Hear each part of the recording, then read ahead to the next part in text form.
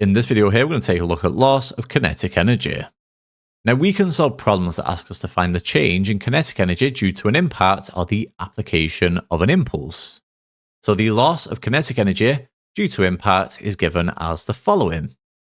So we obtain a half m1 u1 squared plus a half m2 u2 squared minus then a half m1 v1 squared plus a half m2 v2 squared. And just note here then that when the particles are perfectly elastic, in other words, E is equal to 1, there is no loss of kinetic energy due to impact. However, in all practical situations here, E will be strictly less than 1, and some kinetic energy is converted into either heat or sound energy at impact. So with all that in mind then, let's just have a go here at a practice question together. So let's just get started then with the one practice question for this video. So for this question, what we've got here is a particle of mass 2 kg that's moving with speed 10 meters per second. It collides directly with a particle of mass 4 kg moving in the opposite direction with speed of 2 meters per second. We're then told that the particles coalesce and move with velocity v after the collision. So for this question then, all we want to do here is just find the loss of kinetic energy due to the impact. So where do we begin here then? Well, what I'm going to do here to begin with is just draw two separate diagrams. So for the first diagram here, that will be the particles before the impact. So one's going to travel to the right here, one will travel to the left. And then I'm going to draw a second diagram here, just showing what happens after the impact, right, when they coalesce. So if you don't know what coalesce means here, that just means that they basically join together and form as one single particle. Okay, so let's just start then with my art skills here. Amazing as always. So before impact then. So like we just said, then we'll have two separate particles here. So something like this is one here will travel to the right. Let's just call this particle here A, and that has mass of 2 kg. So 2 kg. And then we'll have a second particle here. Something like that, right? And this one here will travel to the left in the opposite direction as the question tells us here. And that will travel with speed. Sorry, hang on. Let's get the mass here first. So the mass here is 4 kg. And now let's cover the speeds, right? So particle A then has a speed of 10 meters per second. 10 meters per second here. And then for particle B, that is 2 meters per second. There we go. Perfect. Okay, so that's the first diagram there. That's for before the impact. And then for the second diagram here, this is for after the impact. So after impact. Okay, so after the impact then, as we're told here, the particles coalesce. So we just get one single particle then. Let's just say something like this. This will be A plus B. And for the mass then, after the impact when they coalesce, the mass here will be the sum of the individual masses, right? So it's just going to be 2 plus 4. So A plus B then is 6 kg. Okay. Now what we don't know here is the speed, right? That's what we want to start by finding, because if we can find the velocity v after the collision, we can then use that to find the loss of kinetic energy due to the impact. So what I'll do here is I'll just assume that it will travel to the right then after impact with speed v meters per second. Okay, so what we can do here is use the conservation of linear momentum for the whole system, right? So what I'll do here, given that I took after impact as going to the right then, what I'll do here is take to the right as positive.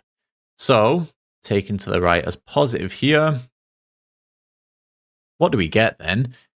So what I'm going to get here is 2 times 10. So this is traveling to the right, so it's positive. So I get 2 times 10. 2 times 10 plus. So what I've got here is 4 times minus 2. So this one here is traveling to the left, right? We've took to the right as positive. So this one here would be 4 times minus 2. So 4 times minus 2, like so. And this here then will be equal to 6, the mass is 6, right, times by the speed here, which is v, and again, this is traveling to the right, so we take it as positive. So what I get here then is simply 6V. So nice and straightforward. Then let's just simplify the left-hand side here, and then we can go on to solve for V. So 2 times 10 is 20, 4 times minus 2 is minus 8, so 20 minus 8 gives us 12. So what I've got here then is 6V is equal to 12. And then if we just want V here, right, just divide both sides by 6. And in that case, then V here is equal to 2. Okay, so V is 2 meters per second. And now that we've found V, what we can do here is just go on to find the loss of kinetic energy due to the impact, right? So you should be aware then, and we did cover this in the introduction, that the loss of kinetic energy, let's just make a note here. So loss of kinetic energy, the loss of kinetic energy is equal to the initial kinetic energy minus the final kinetic energy. So initial kinetic energy, I'll just abbreviate this to K dot E minus the final kinetic energy. Okay, so final, again, I'll just abbreviate this here to K dot E. Perfect. So what's the formula for this then? So what we get here is a half m1 u1 squared plus a half m2 u2 squared minus a half m1 v1 squared plus a half m2 v2 squared, right? So let's just write this down in full here, just so we can see it as we work through the question. So a half m1 u1 squared, like so, plus a half m2 u2 squared, like so. And what we do here then is we subtract the final kinetic energy. So that gives us a half, a half m1 v1 squared plus a half m2 v2 squared plus a half m2 v2 squared. Like so there, okay? So let's just substitute in everything that we need here for this formula, right?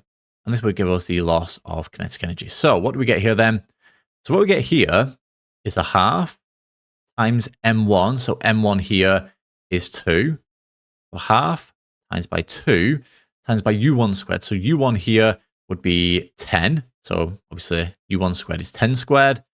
So times that by 10 squared. What I've also got here is plus a half times by the second mass here before the impact. So that's 4. So I've got half times by 4.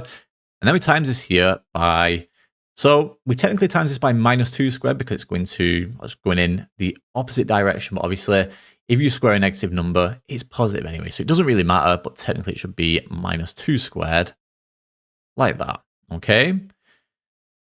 We then subtract a half m1 v1 squared plus a half m2 v2 squared. So this here is after the impact. Now, after the impact then, we just got one particle here, right? They coalesce, so we just get one particle. So in that case here, it's just going to be a half m v squared, okay? Or a half m1 v1 squared. Obviously, I've only got one particle, so, you know, we can just simplify this result here. But either way, I'm kind of yapping. But what we should get here then is a half times by the mass here, which is 6. So a half times by 6. Then we times it by v here. So I didn't replace it, but v is 2, okay? So a half times by 6 times by 2 squared. Perfect. So let's just simplify everything here and let's just see what we get then. So what have I got here? So a half times by 2 is 1, times that by 10 squared is 100. So I've got 100 plus then, so what's this here? So minus 2 squared is 4, times that by 4 I get 16, times that by a half we get 8. So I've got 100 plus 8. And then this here, so 2 squared is 4, times that by 6 we get 24, times that by half we get 12. So minus 12 here. So what we've got then is 100 plus 8 minus 12. That is actually an 8 there. The worst 8 that I've ever written. So let's just replace that. So 100 plus 8, there we go, minus 12. So if we simplify that, what do we get here? What we simply get then is 96 joules. So don't forget your units as well, right? So what we're talking about here is the loss of kinetic energy. So our units here would be joules, okay? And there we have it then. So we get 96 joules, and that gives us the solution here to the one practice question for this video. And that brings us to the end then of this video here on the loss of kinetic energy.